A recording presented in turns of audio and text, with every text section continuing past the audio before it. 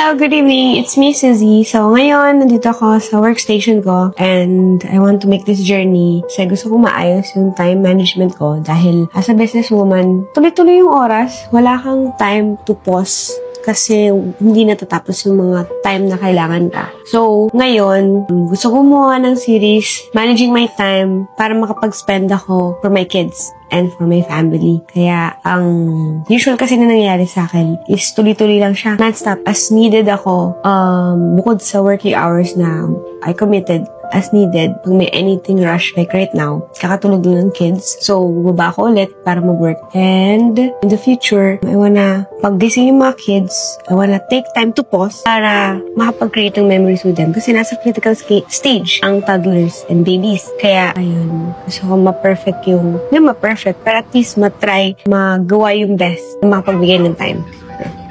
Good luck.